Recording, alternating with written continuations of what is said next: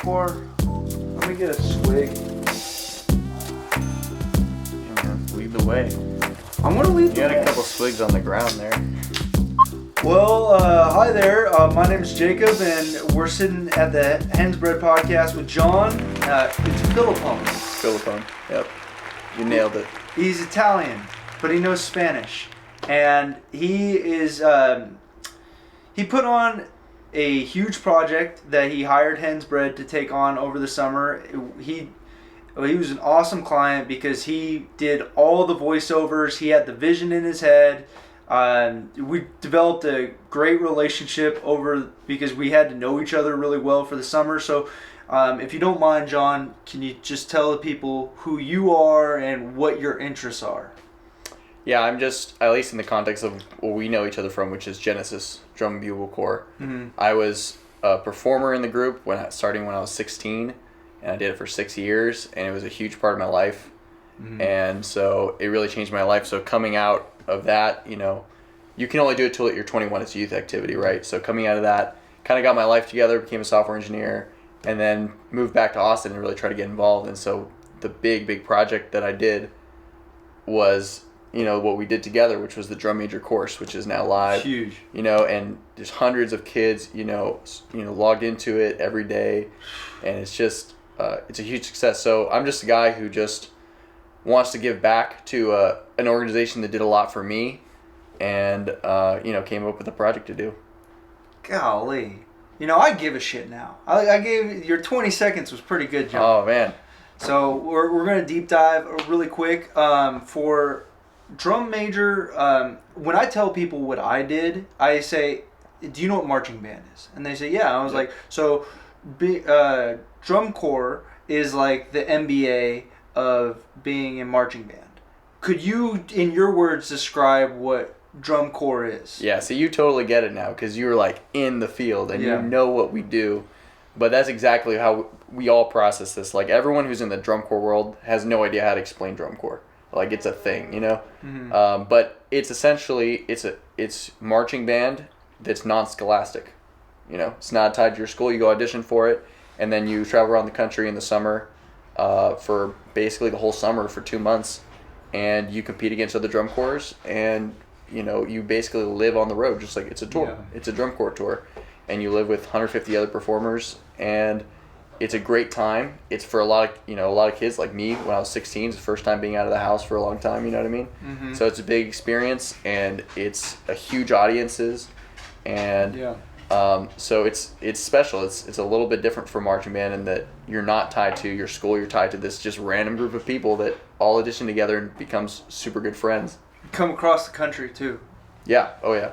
And when it's looked at in a competitive standpoint, you're going against other teams in the state, across the country. Could you just talk about Genesis, the organization that you decided to give back? So Genesis started down in the valley, which is where I'm from. So I joined the second year that they competed, and I remember it was in the school. It was like 10 minutes from my house. They had a camp, and I went to it. It was like, $75 go to the camp, and like a weekend camp is what they do. You kind of go there, you play your instrument, you learn a bunch, you meet a bunch of people, you stay overnight for 2 nights, come on Friday, leave on Sunday, Mm-hmm. and that's the experience when you audition, right? Mm-hmm. So I did that, and I didn't even know what it was at that point. Like you still don't know what drum corps is at that point, but that was my introduction to it. Was Genesis, and I had a good time. Met a lot, people that became my friends, so I decided to do it. Mm-hmm. And at the time, just as much as I was figuring it out, Genesis was figuring it out too, because it was the second year. And so we were this little drum corps that came out of the valley, Mm-hmm. and eventually moved to Austin. And we're just kind of on this journey, I feel like, to be the premier drum corps in Texas, and just serve as many people in our community as we can. That's what the Drum Major course is about. It's like, we want to serve more than just 150 people with our mission, Could you, when you opened up and you said you got 100 people logging into this video course, could you tell me about why that project was important to you? and you can see how it's important to other people because you could see people logging in. Yeah, so I think that it's an underserved part of the whole marching band community. There's what a drum major is more popularly known as a conductor. Right. So the guys waving their hands, conducting the band, right? It's a bit of an underserved part of the whole marching band industry, if you want to call it that. Not many band programs have an instructor specifically for that. It's more of like, you learn how to do it from the drum major who was, before you. Your friends teach you. And so something that's really common, I feel like, is there's kids out there who maybe they're shy or they're not part of that clique and they don't feel comfortable, for whatever reason, being a part of, going and asking questions. Asking questions. And so we wanted to put something out where no matter who you are, you can learn how to do this thing. If you think it's cool, like, and when you're in band, there's someone like up there in the podium and they're the leader, you're a lot of times you're going to look up to them and you're going to think that's cool. And so we want to make an opportunity for anybody who just thinks being a drum major is cool to be able to learn how to do it and, just run with it. And I think what's really cool, John, is you didn't go into it and it's not like a sport or a performing art that you play soccer as a kid and you're like, I'm going to be a soccer player. John comes from a background of playing a musical instrument and he was thrown into being a drum major and he's still passionate about it. It was a later in life love that you found. Yeah, I'm actually surprised how well we know each other at this point. Yeah. So yeah, I was a brass player. I played the mellophone and I played that in the drum corps for 3 years. And in my third year, we actually lost our drum major. He had to leave in the middle of the season, and so I was asked to step up, and I said no, I don't want to. I stayed on the field, and that that was really tough to do because as a leader of the group, marching is a lot of responsibility. Like being on the field, those performers have to learn a lot of dots. They have a lot of rehearsal. As a drum major, when you're leading the band, you have a lot less kind of performing responsibilities, so you have more bandwidth for the leadership stuff. So I learned that lesson the hard way, and then I said, well, if I'm going to lead the ensemble, I've got to do it from the podium. But I didn't really want to. It wasn't really my thing. It wasn't like I was passionate about conducting. And most of the people we audition now, they are. They're conductors through and through, and they want to, be conductors. But at the time, when we were young and we were coming up and we had this position open and it was a surprise, we did what we had to do. That's kind of my origin story. Otherwise, if I auditioned for drum major today at Genesis, I never would make it. I was not about that life, if you want to put it that way. But yeah, I became passionate about it because it was my medium in life, in that part of my life, to learn how to be a leader, and it gave me that outlet. You know what I mean? Made a lot of mistakes, learned a lot of stuff, but I always got that second chance, and it was kind of my dojo in a sense for learning how to become a leader and an adult. Do you mind if I tell the story of our project really quick? Go for it. So and I hope that you expand a little bit more on the project and what you hope it accomplishes. But when John hired Hensbread to do the project, I thought John was a consultant, working for somebody else to see if Hens would be good enough. The whole time he was the one that was going to determine who was going to be hired. And man, I love how much you love this organization and what it's done for you and how important it is, and that was something I learned maybe 2 months later, I think. Yeah. I remember that was a whole process of communicating the fact that the situation of I'm basically just doing this project. It's not it wasn't even that official. It's just right. We want to do something big. Let's go for it. And John saw a problem that there's people that weren't being represented and couldn't learn how to do something, and he wanted to fix it himself. That's just the big summary. Yeah, me and the rest of the right folks at Genesis, like Cameron especially, obviously who did a lot of the lessons, and other conducting staff were totally in the background, and other folks too. Yeah. Could you talk about the project of what it, because it is a 40 there's 40 contents available, but 34 videos. Right. And what you want people to do. Like what's your goal for this project? Well, my goal is to get it in front of as many students as possible who want to consume it. You know what I mean? I want nothing more than for everyone to know about it in the band world, so that, you know, if they need that resource, it's there. And, you know, it was the most fulfilling thing of this whole thing was this one comment that came on this post. And we haven't even pushed this thing very much at all, and people are flocking to it. The Hensbread podcast is really lucky to have you talk about it. Well, I'm really lucky to be on the Hensbread podcast to talk about it, because we haven't nearly pushed this thing as much as we should, and hopefully someone will see it. Yeah. But what's the comment you got? No, the comment that I got it was just amazing to get was on one of the posts that we put out. Someone said, you know, this is exactly what I've been looking for. I've been searching everywhere for this, and finally have it. This is perfect. Yeah. You know what I mean? And that's exactly what, you know, folks like Cameron would say. You know, when I was a drum major, I pretty much scoured the entire internet for everything about conducting, and there wasn't much. You know, and I think we've fulfilled that in a lot of ways, and that proved it. You know. I think so too. I think you're like the voiceovers you did you're a software engineer, so you're not like a teacher. There's people in your organization that are teachers. They want to be teachers, and you had to figure out like, how do we do this from an educational standpoint? Right. So when you started your project, could you tell me, besides just saying I want to do this, how did you start like sculpting out of the marble? So the first thing I did was, you know, I identified everything that we teach.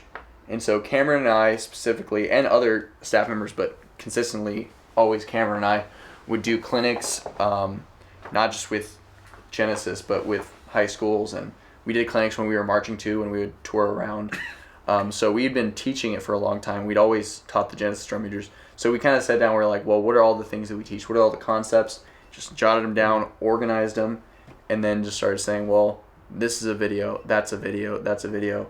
We want to make this graphic because this concept never gets explained. We need some creative way to explain it, right? How sound moves. Yeah, exactly. Like, nobody talks about field timing, you know, I get super nerdy about it. Yeah. But, you know, we just basically looked at everything that we teach and how can we put this together. And there's tons of stuff that we didn't put together because it's just too much. And people didn't believe that at first, you know, when just even people like, in the Genesis circle, right? It was like, how many videos you put together? And I showed them. It's like, that's all drum major stuff. The same reaction you had. You know what I mean? At first it was like, you thought this might be like a whole, you know, about the whole drum corps, right? It's funny because like, if I was to expand about this project, was so big, not only for Genesis and John, but for Hens. We learned a lot about communication, and I remember it was like a weekend where I realized, oh, this isn't for every ensemble of the drum corps.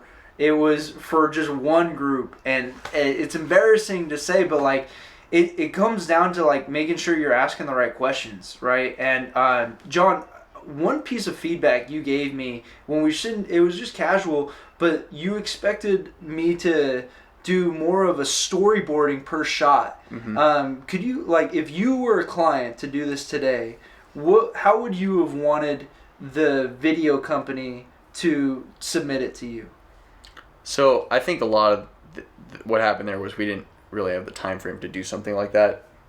Like, just based on the time frame, storyboarding was probably out of the question. But if we were to do it again, I think it would have been beneficial to sit down with the audios and just say, okay, to explain this, we need to show this performer. We need to show him from this angle because we're going to show the wrist or whatever.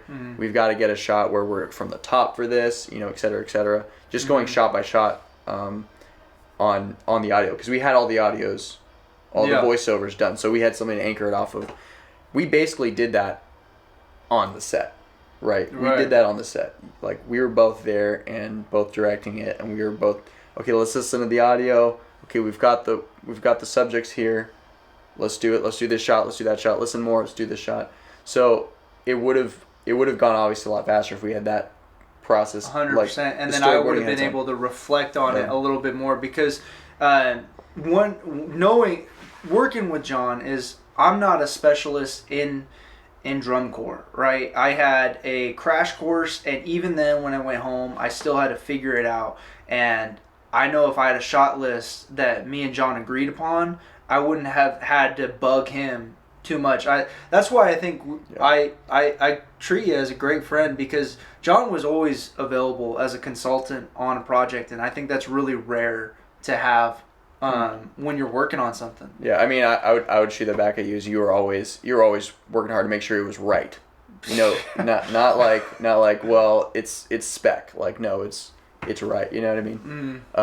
Yeah. Well, thanks for saying that. Yeah, I mean, so the feeling there is mutual just from the working relationship.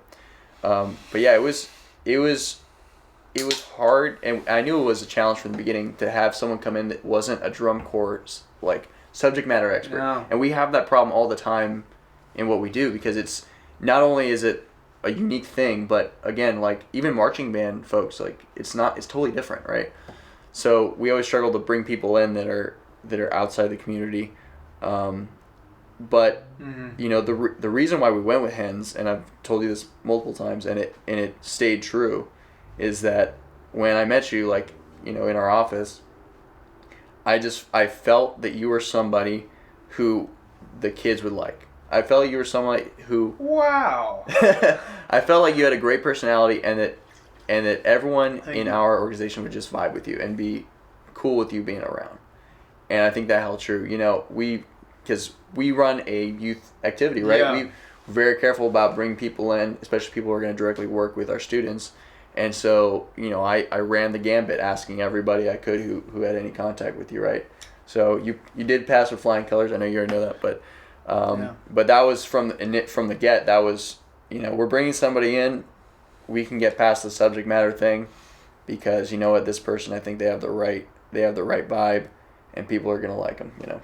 Yeah, no, that was that's really nice of you to say. That was it's really hard when you walk into a room of people and there's 7 people and you have to say hi to all 7 people. Well, there's a room full of 150 people, and I didn't say hi to nearly all those people, but you have to respect that you're walking into their space, and that was you guys were really great about being hospitable, if I'm saying that right. Yeah. To hens. So, but one. Yeah, they loved you. I mean, the performers loved having you around. Well, you know. Like, I love seeing the performances. Yeah, I mean, you can't tell, because I mean, you're behind the camera and you don't see what it's like when you're not behind the camera, when you're not there, right? But you know, I marched 6 years, and I've been around that same drum corps for over 10 years, and the way they're performing in that shot when you're running around the field, I mean, you're just getting in there like so much energy, and they're literally giving you the energy right back. Yeah. It became like a big part of the experience, to be honest with you. Like, you know, in the 2021 season, you know, just it was kind of a different season, right, because of COVID, and it was a little different. So we were reaching to see how can we, you know, increase our experience so that it's, you know, not diminished by the fact we're not traveling as much and stuff like that. And you know, we were doing this project totally orthogonal to those thoughts, but it actually became like something I feel like enhanced the experience of the performers, because they have, you know, they're being captured and they love performing. They're performers, you know what I mean? And they love it. And when you get, you know, not just like, oh, you're being recorded, but no, there's someone with a camera like running around the field with you, and you were getting in there. Like I was like, like as someone that you know, as a drum corps person, I've been on that field so much. I wouldn't even be comfortable going in like the way you did with the battery. You know, like those guys hit you. It's like that's they don't care. Yeah. Well, they don't care, but also, I mean, they could, you know, they've got really expensive instruments. They're like gonna roll around the ground. They're gonna probably hit someone else. I mean, it's like you gotta have the guts, and you gotta, you know, commit. Like if you're gonna do that. And I remember telling you, like the first day, you were like, "Can I get in there?" You were like, "Can I get in?" I was like, you can, you can, like you're allowed, but I said, you know, you got to be careful, and you got to probably watch where they're going first. But you did an entire rep. Like I said, I was impressed, because I wouldn't be able to necessarily remember where everyone was going, from watching. So I know you didn't like know their spots and know like where they're going. Playing a lot of Frogger. You were going. So that was some of the best footage that probably we've ever had. That probably is maybe the best footage we've ever had. So that's something I would like to lean into, is because before when I met you, you were like, hey, we love to watch these YouTube videos, and all you had was a standard shot.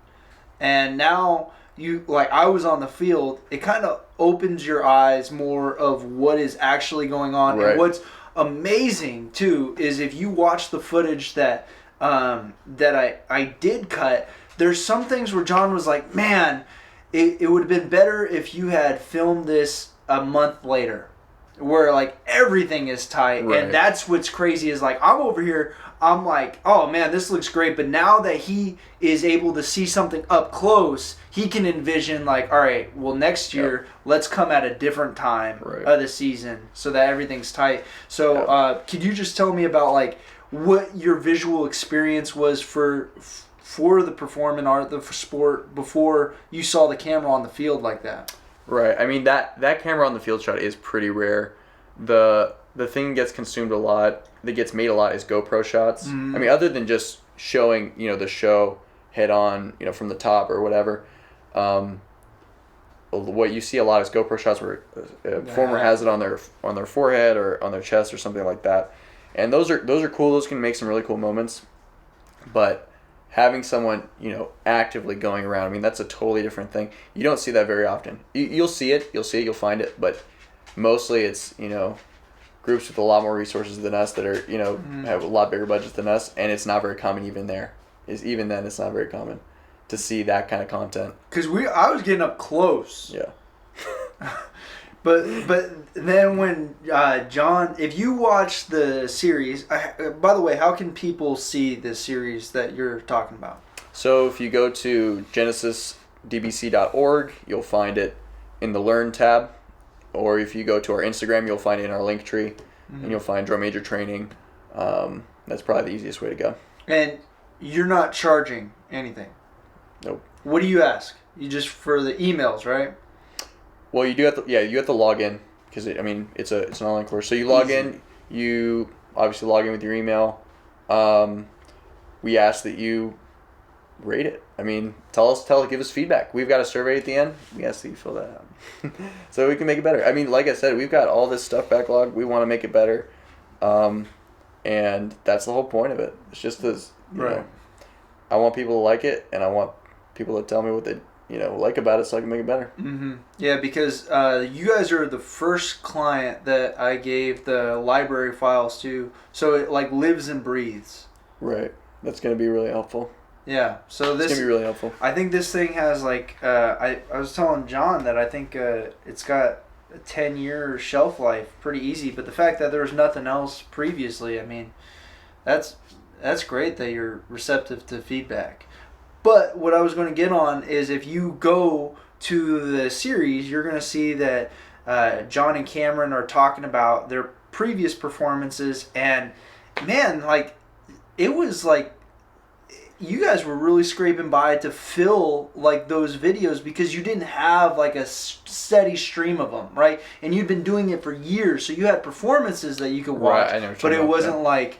It was like, oh man, let's check out when we were in Nashville, and it's like there is no Nashville tape. I mean, it's a combination of the fact that the media doesn't exist online, partly because of copyright issues. It's just a thing in our sync rights in our particular activity. So that there's not a super high abundance of content on YouTube. But then it's also, when there is content, it's rare that they focus on the drum majors. Right, which is, back to what we were saying, it's kind of an underserved part of the community. It's no different here, so you're right. Like, we were trying to give commentary about conducting style and these other things, and we were, jumping video to video to get these little clips of, that's very true. Like, you were like, hey, when we were editing a piece, you were like, hey, why don't we get a shot of Cameron doing the throwing the fireball, and all you had a clip of that to really emphasize it was a hat GoPro, and it was like a split second. I remember when we were chopping this thing up, it was like you wanted to throw it in there, and you're like, hey man, like it's really only like a 10-second clip. It's not a 30-second clip, and you're like, I know it when I see it, but it comes down to like, well, I don't know what it is. I think that kind of shows like how much you're paying attention to the drum major, because you're like, every little thing has significance, and this is what you're used to viewing. Yeah, I mean, and it's just there's scarcity. So when I saw that shot of Cameron doing that gesture in that GoPro, I remembered it. I mean, I saw that one GoPro video like who knows how long ago, and I remember like he had that part where he did that, and I was like, I need that in there because that's a perfect illustration. It's live, and you don't get that a lot. I mean, there's a famous like drum major video that just went crazy because it was like, shot from underneath, and the guy was just performing really, really well, all these facial expressions and hand gestures, and it just went crazy because I think it's because A, he was doing a great job, was a great conductor, and B, there's not a lot of it. And so all the people that, not just the drum majors, but people that like band, like they never see that, and it was so good. And so we need more of that. Yeah. Well, if you guys don't know, Hen's Bread is at the Genesis building, the office, and they invited Hens to have an office here, and I hope to be doing more work with Genesis, just because, man, you guys have been really fun to work with, and I Chris, the founder's in the other room, but I think you guys have so many stories that are untapped. There's a lot of stories in drum corps. Yeah. And in our drum corps, but that's right. Yeah, shit, man. The fucking. I think it's amazing that you were playing the French horn and then you moved to another thing, because, what are we at? We're at about 27 minutes. That's pretty good. But I think when you do, let's say I was going to do a barbecue video. Everybody kind of knows barbecue. They know what they're going to do. So that you show up and you're like, I'm going to do these things. Right. Well, I did the same thing with the drum corps course. I was like, I showed up. I was like, I'm going to do these things. I'm going to knock it out. I know what it is. When John sat me down and explained to me how slow sound moves, it just opened my eyes to how incredibly difficult what you do is. So to change sports or to change sections to me is like mind-blowing. Like because you're having your brain do two things at once. Yeah, I mean the stuff that goes into creating those performances for those drum corps and the bands too. I mean, a lot of times it goes underappreciated. There's a few people, and there's a few people in the ensembles that understand them, whether it's the directors or the drum majors, to make it all happen. But a lot of times, even being in it, you don't even know. Yeah, like you talking about the other people on the field. Yeah, I mean, if I was a mellophone player, just do what I'm told. Right. Watch the conductor, listen to the battery. Right. Do this, do that. But to actually make it in time. Like you're talking about the sound moving slow and how that works, how the field timing works.